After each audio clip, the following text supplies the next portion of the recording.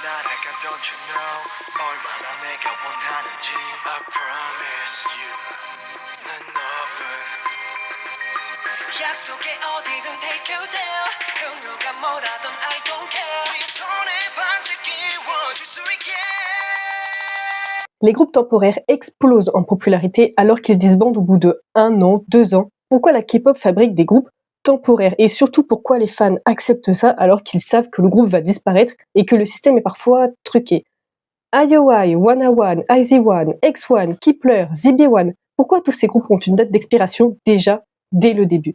Salut les K-fans, c'est Gwen et aujourd'hui on parle de pourquoi Mnet fabrique des groupes temporaires.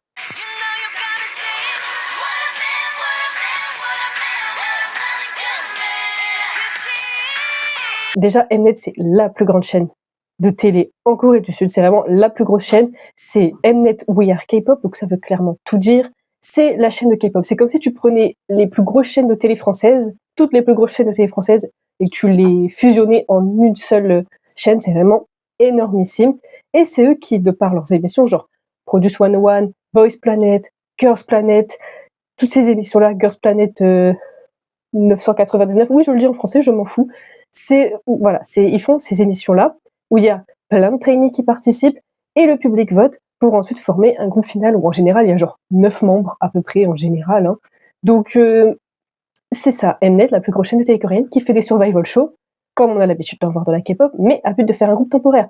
Parce qu'il y a plein de groupes qui ont fait des survival, on a Stray Kids, on a Katseye, on a Winner, Icon, Monsta X et j'en passe. Franchement, je passe. C'est donc les survival, les trainees, battle de chant, danse, rap, etc., etc.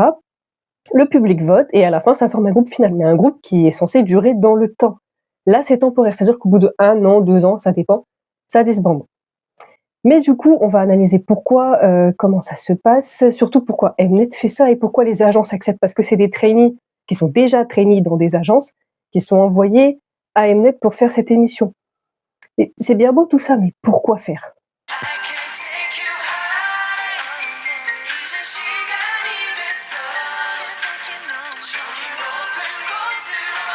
Donc là, on va analyser 3 choses. Pourquoi les groupes sont temporaires? Qu'est-ce que Mnet a à y gagner? Et qu'est-ce que les agences ont à y gagner? Parce que, ok, ils font des groupes temporaires, mais pourquoi faire? Et qu'est-ce qu'ils ont à y gagner? Eh bien, premièrement, c'est que les agences ne veulent pas perdre leurs idoles, tout simplement. En fait, ce sont donc des trainees de plusieurs agences qui participent au Survival Show. Donc, ce sont les agences qui envoient leurs trainees. Donc, ça peut être n'importe quelle agence qui envoie plusieurs trainees ou un seul, etc., etc. Bah, le but, c'est quand même de récupérer son idole après. Donc, si le groupe il dure 10 ans, bah non. Alors que si ça dure 1 an, 2 ans max, ok, pourquoi pas. Parce que du coup, les agences, c'est un peu glauque, mais ils prêtent le trainee à Mnet. C'est vraiment un prêt de trainee à Mnet. C'est glauque, hein, je dis ça comme ça. Mais en gros, c'est ça. Et ce qu'ils ont à y gagner, du coup, quand l'idol, le groupe va disband, le groupe temporaire va disband, l'idol va revenir dans l'agence, mais avec une fanbase. Parce qu'il y aura eu des fans de ce groupe temporaire, des fans de ce membre. Donc forcément, bah, l'idol a déjà des fans. Donc on peut le faire, le ou la faire débuter en solo, ou dans un groupe, ça va marcher. Ça va forcément marcher. Donc voilà ce que les agences ont déjà à y gagner, c'est de récupérer leurs idoles avec une fanbase.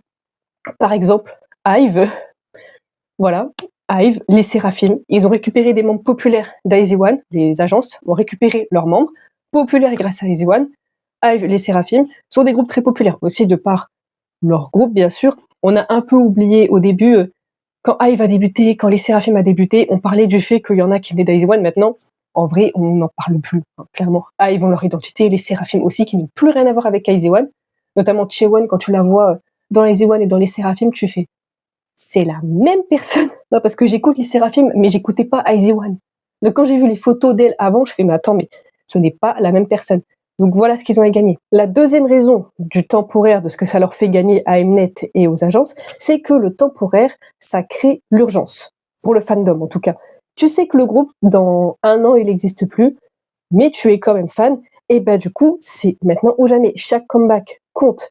Il faut streamer maintenant, envoyer de la force au groupe maintenant, acheter maintenant les produits dérivés, parce que tu veux soutenir le groupe, etc., etc. Donc ça crée une espèce d'urgence où il faut à tout prix consommer maintenant, en fait, le groupe. Il n'y a pas de plus tard, non. c'est maintenant ou jamais limite. Donc du coup, ça crée un engagement des fans énorme. Il faut savoir que l'engagement, ça compte beaucoup parce que faire des millions de vues, c'est bien, mais si t'as pas de soutien de tes fans derrière, moyen, d'accord? Donc un engagement énorme, des ventes énormes, un fandom très attaché, et il y a quasiment tout le temps une tournée d'adieu, des concerts avant que le groupe disbande. Donc les places, elles s'arrachent mais comme des petits pains, ça vaut cher limite, pas cher en prix mais cher émotionnellement. Donc ouais, non, ça fait un engagement hyper fort parce que comme c'est temporaire, c'est bientôt fini, ça dure pas longtemps, c'est maintenant ou jamais quoi. Et ils sont très forts pour ça, pour créer l'urgence. La troisième raison, c'est surtout ce que Mnet gagne, bah, c'est beaucoup d'argent, forcément. De l'audience, mais vraiment, de l'audience, quoi, clairement. Des dramas sur les réseaux sociaux, des fans wars, des clips viraux. C'est du négatif, tout ça. Mais ça rapporte gros derrière. Malheureusement, ce qui marche souvent à la télé, les réseaux sociaux, c'est souvent le négatif. C'est clairement une télé-réalité. C'est clairement une télé-réalité. Donc ça marche. Vous voyez, les téléréalités, ça marche parce qu'il y a du drama, parce qu'il y a ci, parce qu'il y a ça. Bah là, c'est le même délire. Donc ce qu'ils ont à gagner, c'est beaucoup d'audience, des clips viraux, etc., etc. C'est eux qui gagnent l'argent sur les albums, sur les concepts, sur les votes payants, les pubs et les sponsors aussi, pendant l'émission. Forcément, il y a plein de gens qui regardent, donc forcément. Et c'est regardé dans le monde entier, hein, donc ouais, ça rapporte quand même pas mal d'argent, ce qui leur permet aussi de contrôler un peu les tendances K-pop. Quel trainee va être populaire? Quel concept va marcher? Tendance TikTok, etc., etc. Ce qui, à la fin, ramène de l'argent.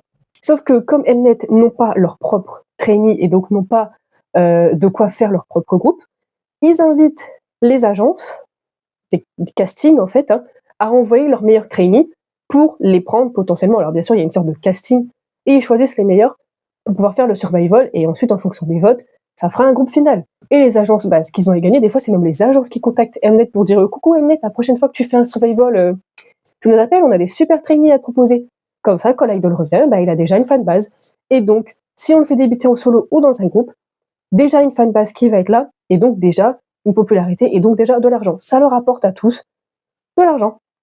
Tout simplement, voilà. Mnet, ça leur permet de créer leur groupe, mais sans que ça reste leur groupe, puisque du coup, bah, faut rendre les trainees aux agences. Et en plus de ça, bah, le fait que ça change tout le temps, bah, ça crée tout le temps de l'audience, l'urgence créée de consommer maintenant. Voilà tout ce qu'ils ont à gagner. Tout simplement, voilà pourquoi les groupes temporaires, ça existe, ça fait gagner de l'argent à tout le monde. Je suis pas sûre que les trainees qui après deviennent idoles gagnent de l'argent là-dessus, parce qu'on connaît le milieu de la K-pop, mais en tout cas, eux, Mnet et les agences, c'est que du positif. Et c'est Mnet qui gère le groupe temporaire. Hein. C'est eux qui gèrent, donc ils ont vraiment tout à y gagner, en fait, finalement. Et même les trainees qui participent à ces survival, qui ensuite ne débutent pas, peuvent quand même avoir de la popularité, débuter plus tard dans un groupe où on va dire ah oui, ce mec-là, il a participé à tel survival. Par exemple, bon, il est plus dans le groupe malheureusement, mais Akneon qui a fait partie de The Boys, il était dans le survival show qui a créé Wanna One. Il aurait pu être dans Wanna One.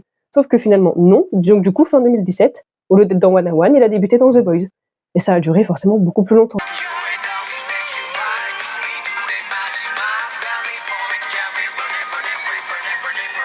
Mais dans tout ça, il y a aussi forcément du négatif. On ne sait pas comment ça se passe en coulisses parce qu'on n'y est pas, donc on ne pourra jamais savoir comment ça se passe vraiment. Mais c'est Mnet qui négocie les contrats, qui fixe la durée du groupe avant même le début de l'émission. Donc avant même que l'émission commence, ils savent que le groupe, ça va durer tel temps. Est-ce qu'ils fixent la date de disband? Je ne sais pas, mais en tout cas, ils fixent déjà la durée du groupe. Après, il peut y avoir des renouvellements de contrats, mais bon. Et il y a parfois du coup des conflits avec les agences, etc., etc. Mais bon, ça, c'est Mnet, forcément. Et du coup, la question qui fâche, est-ce que c'est truqué? Voilà, cette question, c'est est-ce que les survival d'Mnet sont truqués? Oui. Des fois. Enfin, apparemment, ils sont pas tous truqués, mais il y en a. On a su que celui d'IZ*ONE, c'était truqué, que celui de X1 était truqué. Donc ça faisait que quelques mois qu'X1 avait donc débuté, qu'ils ont disband parce qu'on a appris que c'était truqué. Pour IZ*ONE aussi, mais comme ça faisait un petit moment qu'elles avaient débuté, ça a continué encore IZ*ONE, hein, ça a traîné, ça a été assez long finalement. Mais ouais, c'était truqué. Au-delà du trucage des votes, il y a aussi ce qu'on appelle, c'est comme dans la télé-réalité, vraiment, Il y a une vidéo de Morgane qui a participé à Secret Story, qui a fait une vidéo sur le trucage de la télé-réalité, et c'est super intéressant. Quand elle explique comment ils font pour truquer l'émission, tu fais bah oui, en fait, bien sûr. Elle explique, par exemple, pour vous la faire courte, il y a un confessionnal dans Secret Story. En plus, ils sont enfermés, ils ont aucun contact avec l'extérieur, etc. Donc il y a de quoi, tu vois, que ça te tape sur les nerfs. Ils vont au confessionnal. Il y a un miroir sans teint. Donc eux, ils se voient dans le miroir, mais derrière le miroir, il y a des journalistes qui peuvent les voir. Eux, ils voient pas les journalistes, mais les journalistes, ils les voient. Et puis, bah, ils leur montrent la tête. Ah, mais tu sais, quand on t'a pris ton coussin sur le canapé, c'était pas pour rigoler, hein, c'est parce qu'il y a un complot contre toi, mais vraiment, ils leur montrent la tête. Du coup, les gens, quand ils sortent du confessionnal, bah, ils sont vénères, en fait. Ils disent, toi et moi, on va s'expliquer. Et du coup, l'autre se fait un peu agresser, donc il comprend pas trop. Et du coup, il y a une embrouille, qui est bien évidemment diffusée à la télé. L'embrouille, elle est sincère, puisqu'il y en a un qui pense qu'on se moque de lui, l'autre se sent agressé, donc il riposte, du coup ça s'embrouille. Donc l'embrouille, elle est réelle, mais elle a été poussée par la prod, parce qu'en vrai, ils se seraient pas embrouillés. Et donc, ils n'ont pas de scénario de aujourd'hui, on doit s'embrouiller. Mais la prod, elle a son scénario. Bah là, c'est un peu pareil, en favorisant du temps d'écran, par exemple. Tu regardes le Survival Show pour voter, pour faire le groupe temporaire, et puis bah il y en a quelques-uns qui sont fort mis en avant et les autres, on les voit pas. Bah, du coup, tu vas plus t'attacher à ce qu'on voit. Et du coup, tu vas plus voter pour eux. Voilà. C'est ça, le trucage. C'est le trucage médiatique, le trucage télé-réalité. Voilà. Ils veulent que ce soit ça, donc ils nous montrent ça. Ça nous pousse à croire à telle chose, ce qui engendre ça, en fait, hein, clairement. Tu vois toujours lui à l'écran, bah tu vas voter pour lui. Alors que l'autre, tu sais pas comment il s'appelle, bah tu vas pas voter pour lui. Donc voilà, est-ce que c'est à 100% truqué? On sait pas. On pourra jamais savoir. On pourra jamais savoir si tout a été truqué, parce que pour IZ*ONE, bon d'accord. Le reste, on sait pas. Mais il y en a beaucoup qui détestent Mnet et qui disent que tout ce que fait Mnet, c'est truqué, donc on sait pas. Mais c'est une possibilité que Mnet trafique tout ça. Et ça rentre des fois en conflit avec les agences. Et puis ils veulent renouveler les contrats des fois, etc. Là, Zero Base One, ils ont renouvelé pour encore quelques temps, mais il y en a qui sont partis, ils sont plus que 5. Donc voilà, One, ça n'a pas duré plus longtemps que ça aurait pu durer, parce qu'ils auraient très bien pu renouveler One et que ça dure encore un peu plus longtemps. Mais les agences, ils voulaient pas, ils voulaient à tout prix récupérer leurs idoles. Surtout que One, c'était ultra populaire comme groupe. Donc si on les fait disband maintenant et qu'on récupère nos idoles, qu'on les fait débuter, ça va marcher. Ça va marcher. Il y a aussi une théorie des fans. Les fans pensent que Mnet recrute des acteurs pour les survival shows. En gros, les fans pensent que Mnet n'ont pas assez de trainees pour faire leur survival. Du coup, ils payent des acteurs pour faire semblant d'être des trainees. Ils font en sorte de pas trop les mettre en avant. Comme ça, entre guillemets, les fans votent pour d'autres. Et voilà, du coup, ils ont des acteurs pour compléter parmi les trainees, mais c'est pas des vrais trainees. Si les gens pensent ça, c'est parce que y en a qu'on voit jamais. Et après le survival, quand tu regardes ceux qui sont devenus, la plupart sont devenus acteurs. Du coup, voilà, c'est une théorie en plus qui pourrait dire que MD truc, c'est survival show. Encore une fois, on n'a pas la preuve, mais c'est une théorie.